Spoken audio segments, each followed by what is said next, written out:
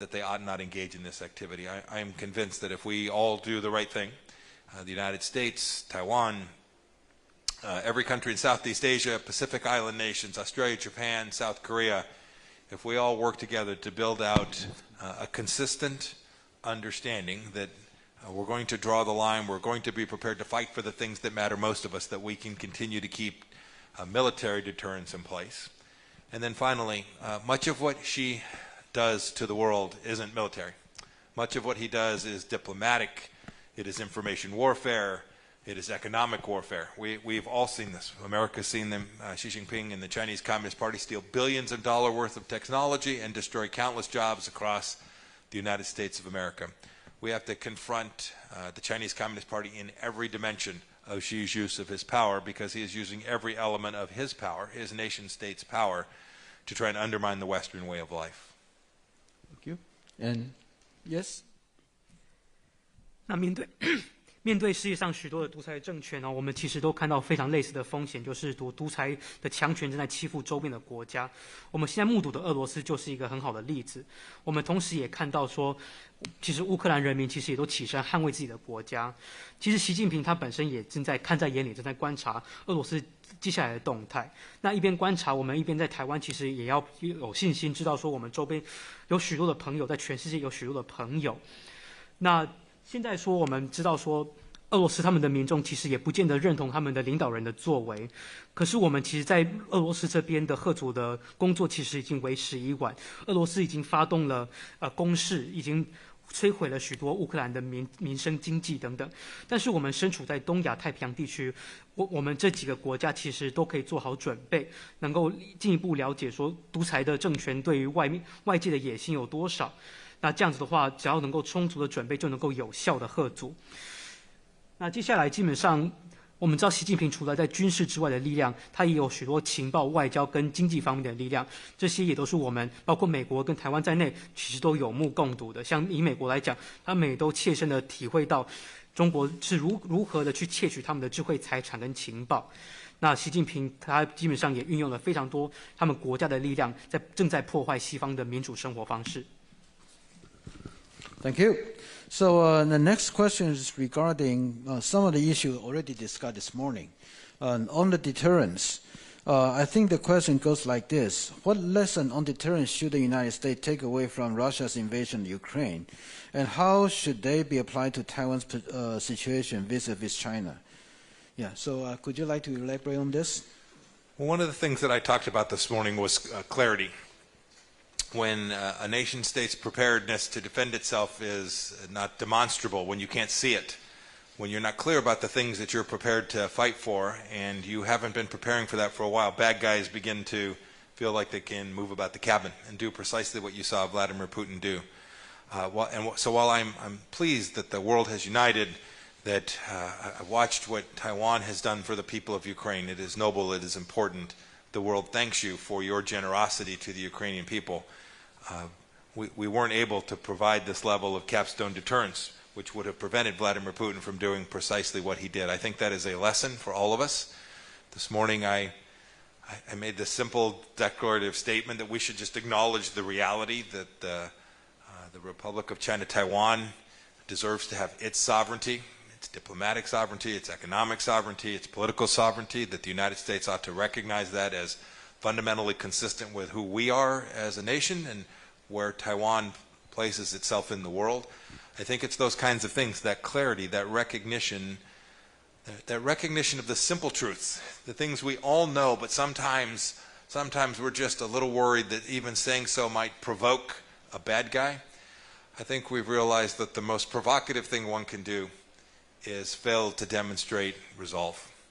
I think when the world sees alliances frayed, or they hear disinformation from the CCP or from Russia that says that the West, those of us who value democracy and freedom, that our nations are in decline, I think when they hear those repeated and we aren't resolved to demonstrate that those are fundamentally untrue, that authoritarian regimes feel more free to undertake precisely the kind of adventurism that's killing Ukrainians today. We can't let that happen. It is too sacred a duty to do better than that. We have the capacity to do it. I'm confident that we all have the will to do it. It will take determined leadership to execute that. and I'm counting on the United States and Taiwan to both be part of leading that model, which will create a system which prevents authoritarian regimes around the world from using force to try and destroy the people of a sovereign nation. And 就像早上说过的一样，所谓清晰的明确态度其实非常的重要，态度要明确，我们的准备要明确，才能够有效吓阻。那现在我们看到乌克兰的情势之下，其实许多的国家也都团结在一起。那当初要吓阻俄罗斯这样子的工作基本上已经失败了，使得乌克兰目前深陷战火当中，这是我们的一大教训。那其实早上的演讲当中，国务卿也有提到，必须要认清楚中华民国台湾的主权事实，这是美国必须要认清的事实，就是因要认清这样的事实，才能够做到所谓的清晰又明确。有些人可能会疑惑说，这样子的一个说法跟做法是不是会挑衅到其他的强权？但是其实国务卿认为，真正会挑衅强权的，就是缺乏决心的展现。一旦没有展现决心，才会让这些强权觉得有机可乘。只要我们觉得害怕，只要我们相信了许多强权的宣传，说西方跟民主的世界正在走下坡，像这样子的非事实的宣传的话，那其实我们都会受害。事实上，乌克兰已经受害了，我们要汲取这个教训。那此时，美国跟台湾应该要做的就是设立一个体系，透过这个体系，使得强权不会用武力去摧毁我们的生活方式。Yeah, the next question is also about the Ukraine-Taiwan. It's like this. The Russia-Ukraine conflict has made Taiwanese nervous about the situation across the Taiwan Straits.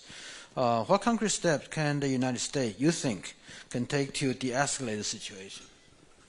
You know, I've talked about this already. There are three pieces of this. The first is, I think one of the lessons from what Vladimir Putin has done is that we need to make sure that every freedom-loving nation is more dependent on other freedom-loving nations and less dependent on authoritarian regimes. I mean that economically, and I mean that diplomatically. We saw what happens when European countries are dependent on Russian gas. It is something that we tried in our 4 years to convince Europeans to walk away from, right? Finishing a pipeline that made Germany even more reliant on Russian gas created enormous risk that in the moment there would have to be a pause because this was going to have an enormous impact on the German people. We need to make sure that our economic relationships are with friendly nations, rights-respecting nations, freedom-loving nations, and much less connected to those that in the pinch, in the moment when they might want to act in a way that's counter to our desire to protect our way of life, our families, that will have economic challenges. Second, we need to make sure that our military and diplomatic relationships are at the level that they deserve. And I spoke to that some this morning, so I'll just leave it there for now. 那其实这一点基本上可以分三个部分。首先，其两部分我们来讲就是说，普丁的所作所为其实也给了我们一个教训，就是说，其实爱好自由的国家之间必须要多增加彼此的依赖跟合作，而比较减少依赖对独裁强权的依赖，尤其是在经济跟外交方面的依赖。像是说，最近我们也看到了，就是说，其实，在欧洲方面呢，我们也长期看到很多的国家，包括德国在内，都很依赖俄罗斯的天然气。其实，庞培奥国务卿在他任内呢4年当中，其实也一直在劝导欧洲国家，尤其是德国，能够减少对天然气的依赖，不然的话，尤其像德国这样子的国家就会受到很大的冲击。那在经济上面一定要去多多去跟其他的自由爱好的国家，跟尊重人权的国家彼此之间的互相的合作，才能够有效的去保护我们自己的生活方式跟我们各自的家庭。再来第二点是军事跟外交方面，因为早上的演讲其实讲得非常多，就不在此赘述。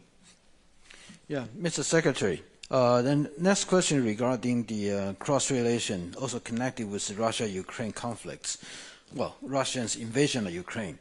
The thing is this: I think people in Taiwan, they generally they're so convinced about the United States intelligence capabilities, especially how they correctly predict the Putin will invade Russia. It will invade the Ukraine. And the question is this: what do you believe in the likelihood of China taking Taiwan by force? There were the reports, or in the Senate hearing, that the former Indo-PACOM commander said that the war on Taiwan could happen within 6 years. So on this backdrop, how do you think about the likelihood about Chinese and war on Taiwan? Yeah. One can't answer the question about the likelihood of this in a static way. It depends. It depends on how we respond and behave. It depends on the work that we do. It depends on our willingness to listen to Taiwanese leadership who tells us we need certain equipment, we need certain training assistance. You all are prepared to expend your money to purchase these systems.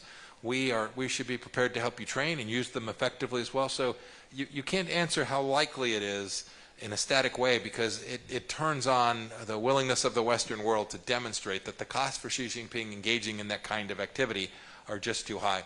The last thing I want to say about this is, and I think this is really important, most of the conquest that Xi Jinping has achieved during his time hasn't been undertaken militarily. It's been done through his use of the Belt and Road Initiative. It's been done through his use of information operations around the world. It's been done through influence operations around the world. It's been done by using enormous economic power of the Chinese Communist Party to coerce small governments and say, boy, if you recognize Taiwan, we will stop sending tourists or visitors there. This is just as an example of how they've used their economic power. So when one thinks about cross-strait relationships and the risk of Xi Jinping behaving in a way that is aggressive with respect to Taiwan, one shouldn't simply think of ships and planes and artillery, but one should think about yuan and diplomacy and information. Those are the spaces, cyberspace, information space, all of the places which, as sure as I'm sitting here today, Xi Jinping is thinking about trying to exert influence here in Taiwan each and every day and trying his best to do it. And we have to make sure that we are equally resolved in preventing this from taking place. 那我们在谈两岸方面的风险的时候，不能用静态的方式谈，因为其实有很多的任何事情发生的几率，必须要看台湾方面跟西方国家在因应方面、在准备的工作方面，以及在决心的展现的方面，到底做得多好跟多少。所以，例如说像我们像以美国来讲，他们就会比较希望说能够去多倾听台湾的高层怎么样去表达对于军事设备的需求，对于军事训练的援助的需求。那这个时候，如果台湾已经展现决心，愿意出一笔钱去来购买特定的一些装备的话，那美国自然也会想要去提供相关的训练，去训练台湾的军事的单位，去做进一步的准备。那所以这个时候一定要去展现说，如果中国在台海这边如果掀起战端的话，其实对习近平来讲代价是非常的高的。这边的一大重点就是说，我们也必须要认识到，除了战争这个议题的框架之外，因为这个框架是军事的，所以呢，我们要进一步了解到，其实习近平从他上任到现在以来，他对于周边的一些征服的许多的情势，并不是军事方面的征服，而是运用他们的情报、他们的经济的力量、他们的网络论述的力量，想办法去影响非常多的小国跟周边的社会。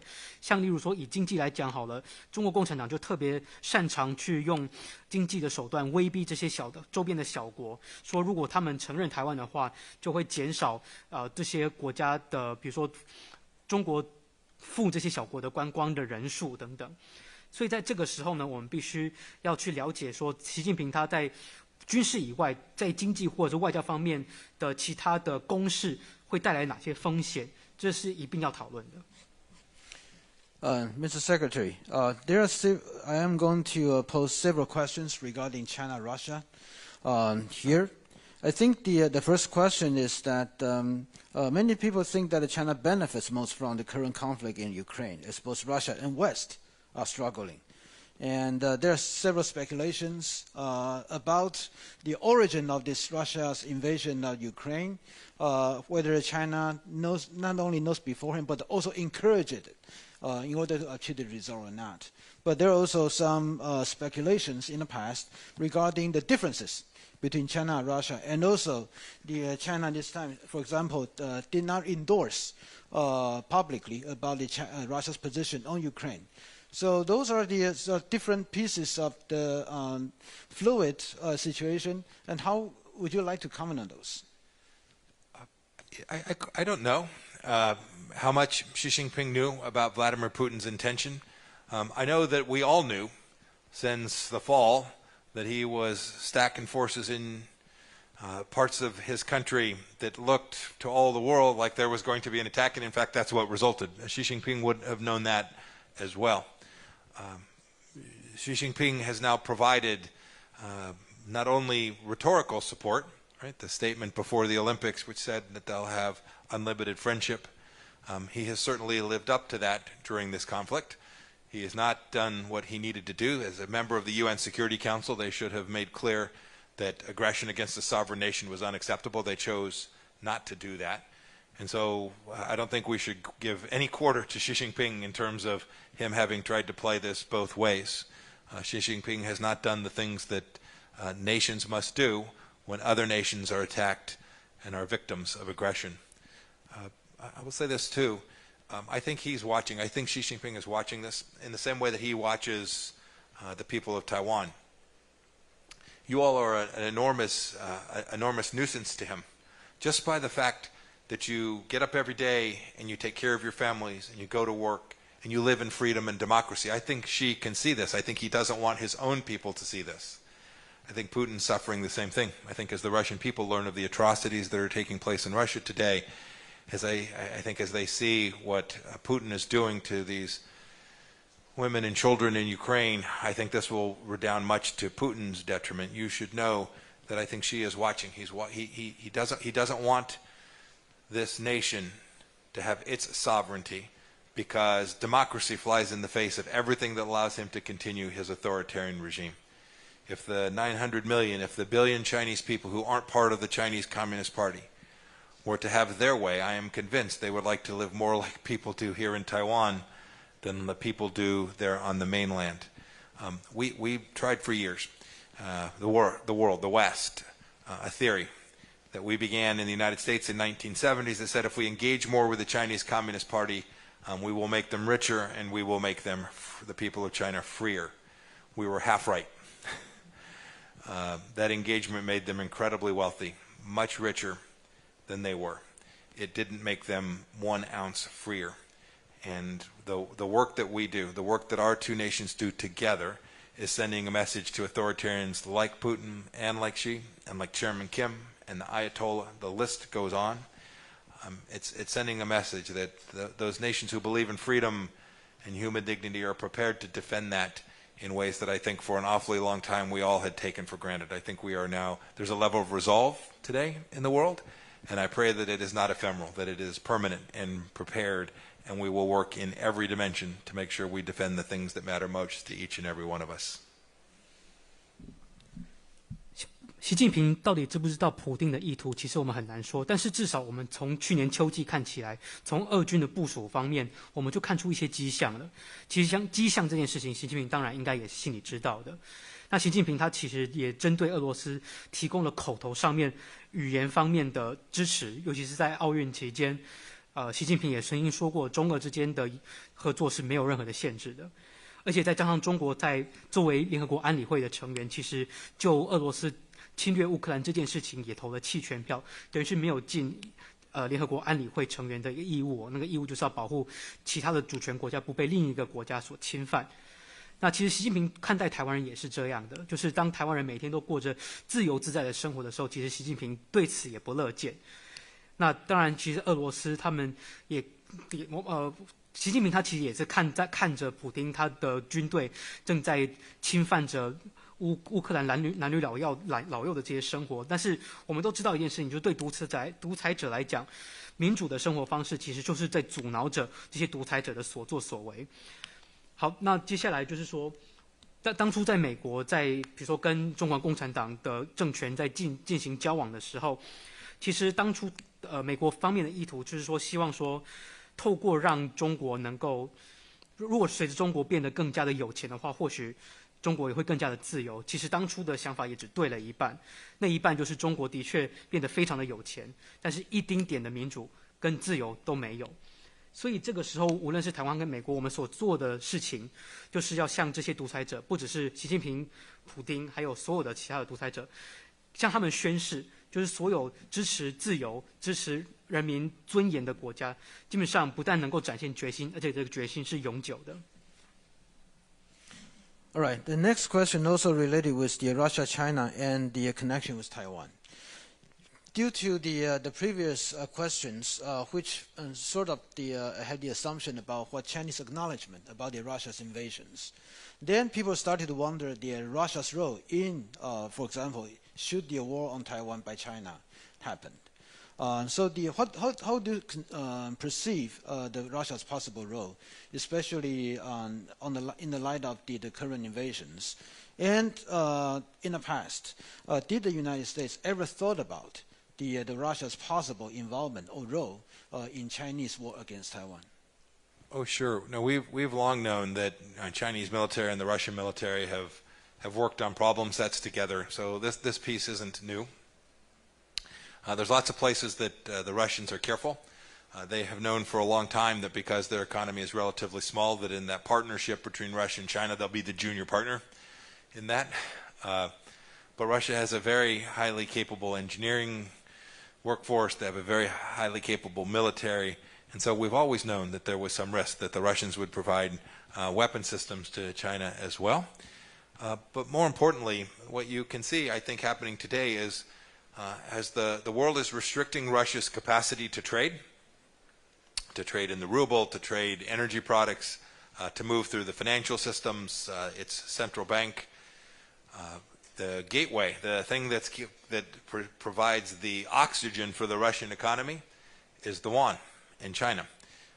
It looks like they're going to build a big pipeline. It looks like they're going to build a big energy pipeline, a real physical pipeline. It looks like they're also going to build a massive financial pipeline, where it could well be that Xi Jinping provides the economic fuel that allows Vladimir Putin to continue this mission. I hope that Xi Jinping will see that that is not the right path forward, that he will himself fall afoul of these sanctions regimes. We worked on this problem set an awful lot during our 4 years. I saw it firsthand when sanctions are put in place by Western countries.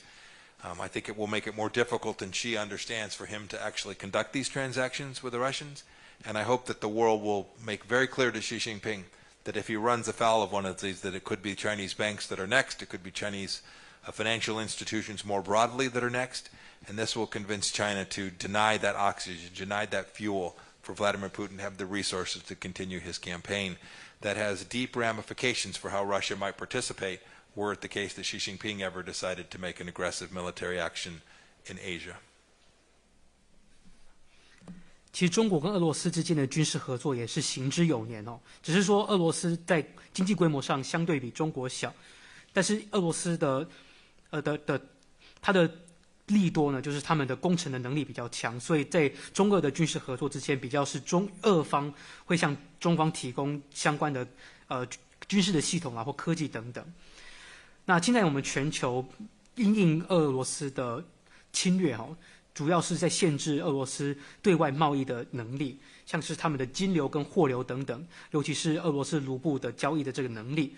所以眼看全世界俄罗斯能够求援的对象似乎只剩下中国了。那的确，中国跟俄罗斯之间有比较蛮大规模的天然气管哦。那习近平很有可能也会向俄罗斯提供经济援助。我们只是希望习近平能够看得出来说，这样子做向俄罗斯提供援助并不是正道，因为在国务卿他的任内4年，其实也都看得很清楚，基本上只要有西方的制裁。这样子的力道下去之后呢，像被制裁方向是俄罗斯这样子的国家，其实对外的交易其实是更难的。那如果习近平还是执意要这样子进行交易的话，那很有可能下一个被制裁的对象就是中国的银行以及金融体系了。那接下来俄罗斯它的动作会怎么样？中国的动作怎么样？那也会看说这些制裁的力道跟相关的援助的力道会怎么样影响这些国家在亚太地区的动作。Yeah. So the next. Okay, so I was alerted that, I'm sorry, that we really had to cut short of this press conference because I was alerted that the Secretary also has other engagement, emergency just come in. So this is the last questions. Well, I combine two of them together. The question is, how do you view your purpose come to Taiwan? That's a simple one. Another one is about, could you explain that the rationale behind in your last decision as a Secretary of State in lifting and all the restrictions about the U.S.-Taiwan official engagement. And some people would like to ask that why that did not happen earlier. Yeah. So that's a fair question. Why did it happen earlier? Look, the decision to treat Taiwanese diplomats coming to the United States the way we treat other diplomats was based on the fundamental idea that says this is in fact a sovereign nation, and the United States ought to treat Taiwanese diplomats no different than we treat diplomats from any other country. For years and years and years, we'd not done that. There, barnacle upon barnacle, new rule upon new rule, all frankly with an idea to somehow pacify or appease the Chinese Communist Party, to not anger the leadership in Beijing. That made no sense to me. You know why it didn't happen quicker? Bureaucracies are hard to move. We wanted to be thoughtful about how we did it. We wanted to make sure we did it in a way that was complete and transparent, and there was no intent to surprise anyone. It was simply a matter of getting America to the right place, to get to the right outcome. My trip here is perhaps a worthy place to conclude this interview. I had wanted to come here for an awfully long time. With COVID, it has proven more difficult than I wish, but I wanted to come here because the people of Taiwan are so deeply wonderful and loving of the central ideas that we have in the American founding as well. This idea that liberty matters, this idea that freedom of speech matters. I joked this morning, I was greeted by protesters when I arrived. It reminded me of home. These are what rambunctious democracies do. And I wanted to come here to say thank you to the people of Taiwan. They were such good friends and partners of the United States, not only during my time as Secretary of State, but in my previous role as the intelligence chief in America and while I was in Congress as well. I watched our economies grow alongside of each other. I watched our trade relationships expand, and I knew that mattered. It mattered to places like my home city of Wichita, Kansas, and it mattered to people all across the United States. And so I very much wanted to come here to be able to see firsthand this great place that I'd never had the chance to see, but to also thank the people here in Taiwan for all that you do to protect freedom for yourselves and for those of us around the world who care deeply to make sure that as many people as possible in the world get a chance to live in this way. Thank you. Yeah, please. 当初会决定去解除台湾外交的限制哦，其实就是说，既然台湾作为主权国家，这个事实存在，那台湾跟其他国家就要一视同仁。那在这之前，所有的一层又一层的奇怪的限制，其实都只是要安抚北京的当局。那其实这样子做并不合理。